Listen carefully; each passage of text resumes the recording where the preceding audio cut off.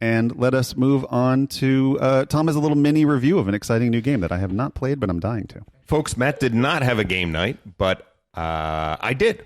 I had a game night on Friday, and we played my particular section of the group, because we had 10 people, played two things. We played a 10-person Avalon that was absolutely epic, which is epic, which is great, since that's that's our main topic for today. And then the other thing, I took 3 of the newer gamers, the lighter gamers, and we played Underwater Cities, which is a game by Vladimir Suchy is how you pronounce it. He's a designer that we at Game Brain, we like a lot. We love his game Shipyard from quite a while ago. It is, well, some of us love it. Trey's suggesting that maybe he doesn't love it. I think it's a fantastic game. I really do think it's amazing. I liked Last Will a lot, too. I thought it didn't have staying power in our group, but I thought it was really fun. It's a really interesting economic game. It's a Brewster's Millions style economic game where you're trying to get rid of your money as fast as you can. Just that concept was, and it sort of broke your brain the first few times you play it, because you're trying to dump all you're trying to lose as much money as possible, and it was fun. It was definitely felt like something brand new. And I'll say 2 years ago, when you, Trey, and I went to Essen, I played his Pulsar 2849. Yeah. And I have to say, it's one of those games that kind of got away from me. I played it. I really liked it. I had already bought 7 metric tons of games. Yeah. And I didn't buy it. And every time I go to a con now, I see somebody playing that game, and I'm thinking, oh, you know what? I really want to play that game again. And having played Underwater Cities, spoiler alert, I'm probably getting Pulsar, because this guy is getting really, really good, and Underwater Cities is pretty exceptional. All right, well, I'm dying to know. Okay. Is this worth a purchase? Should I open up Amazon right now? Should I get this? Let me tell you what it's about. Because just tell me quickly, man. I will. Could sell out in the next 5 seconds. I got FOMO. Hurry up here. It just came out in the United States. It has been out to certain people in Europe for some time now, but it just came out in the United States this week. In Underwater Cities, you play an underwater nation builder. You start with a single dome city, and by placing workers and playing cards, you expand that nation through a network of tunnels, dome cities, and other crucial structures, trying to become your own Captain Nemo of this new world, the best of the best. Are you building like one of those things like in the Abyss? You are building the cities in the game are these little plastic domes. But they're under, okay, so you're building like... You have your own player mat. There's a central board in which we place our people for our actions, and we grab cards. So worker placement. So on and so forth. It is a worker placement / hand management card game. Sounds great. It's a very interesting combination. There are 15 spaces on the board, 5 green, 5 red, 5 yellow. You have a hand of cards. There's 180 cards in the game, equally split between those 3 colors. The trick to the game is that when you place a worker on a green space, it allows you to play a green card. Right. Interesting. What happens when the space I have to go to... And you have a random hand that could be broken up into any... And there are ways to cycle through your cards faster or slower. The red, green, and all 3 colors are shuffled together. You're not taking separately correct. from the decks. They are all shuffled. They're all shuffled together, so you're not sure what you're going to get. So sometimes you may get 3 amazing green cards in your initial hand of 6 cards that you're going to discard down to 3. I can't keep these 3 cards, because if I do, I'm stuck playing only green actions, because the only way to play a card from your hand is to play an action of that color. Right, of course. Right? That's so fun. what'll happen is I'll say I need to build tunnels right now so I can start building other cities on the board. The space that builds tunnels the best is a yellow space. But guess what? I don't like the yellow card. I'm dying to play this red card that's in my hand that does this other amazing thing. So finding the synergy between your board state of your own personal map that you're making, the cards that have their own unique abilities, and the action spaces on the board is really brain burnery in a wonderful way. Is there any safety valve against the randomness of not getting cards you want? Is there like I can get rid of 3 cards to be any color kind of a thing? There is a mechanic where you can basically take a non-action to cycle. So there's a way so you can avoid getting just hosed. It's punitive. Right. It's punitive.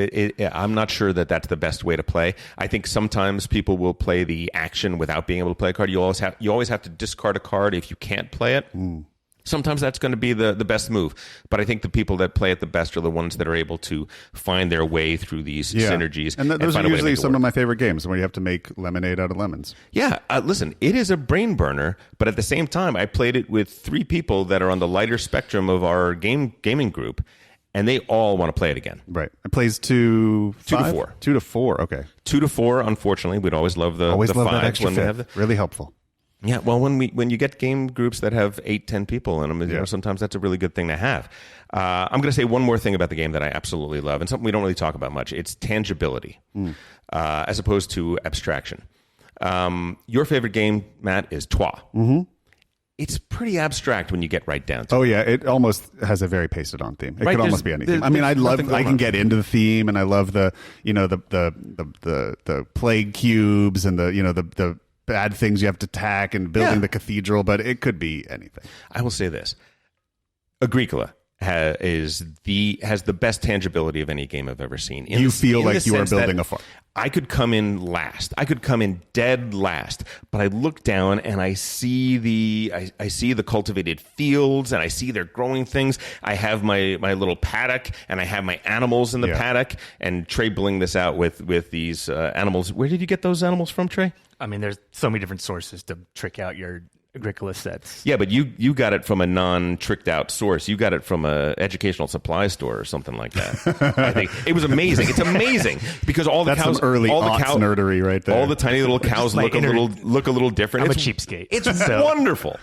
It is wonderful. So you feel like you're doing something, and at the end of the game, regardless of how many points you score, you have a sense of accomplishment. Look at my little farm. It did this. And are you saying this that. game doesn't have that? No, it does have that. does. In space.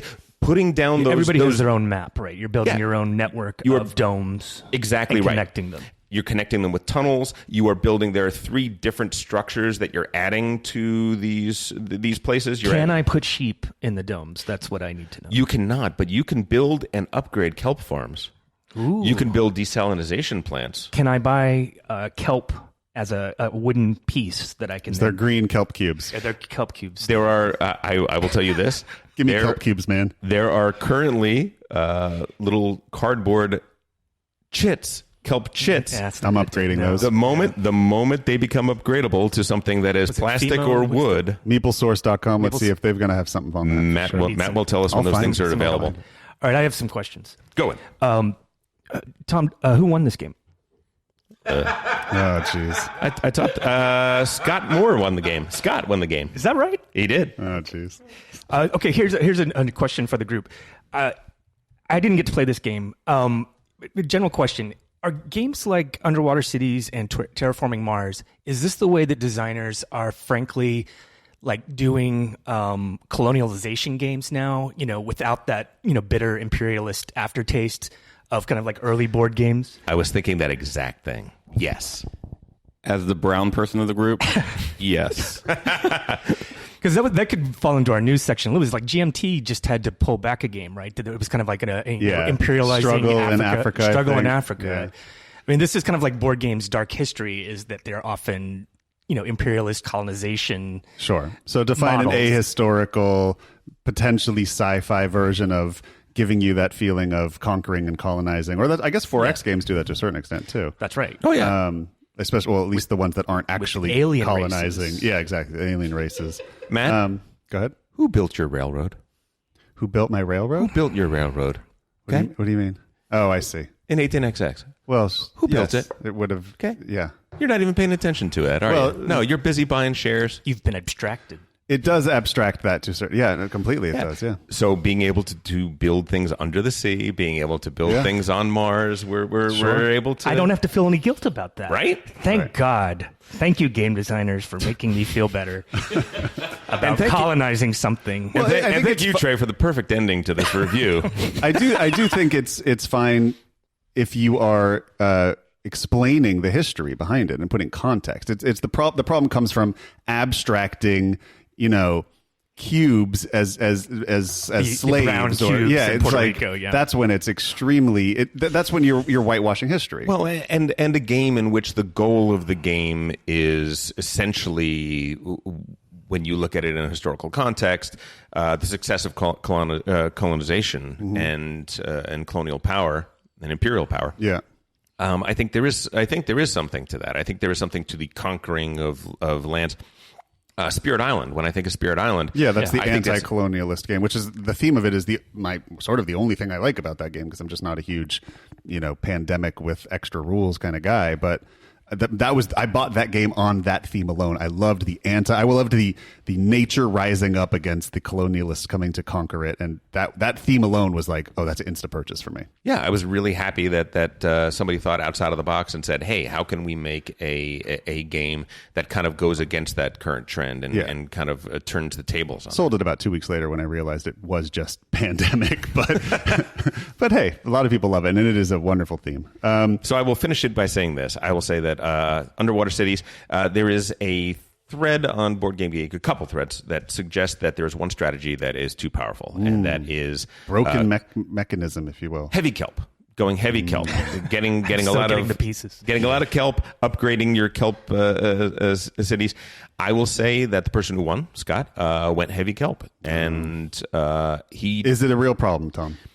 I don't know yet. I think it's not. I think what it is like is, listen, there is no such thing as perfect balance. Horse strategy in Great Western Trail before the expansion was a problem, but it didn't stop us playing it. Not horse strategy, cowboy strategy. Right. Yeah, exactly. Cowboy strategy. In that, I feel like it's closer to cowboy strategy.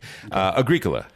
It is. You can do a lot of different things in the game, but you have to do family growth. You have to do family growth. Yeah. You have to do family growth. So I think in this game you must be kelp competitive. Okay. And then once you're kelp competitive, you can do whatever else you want. The decision space is then what you're doing plus that. Yeah, I do think that it is that way so far. I haven't certainly one play. I cannot speak with any voice of authority whatsoever. This game is wildly sold out everywhere at the moment, and on Amazon you could buy it for $70, which seems like about $40 over MSRP. I don't think it is.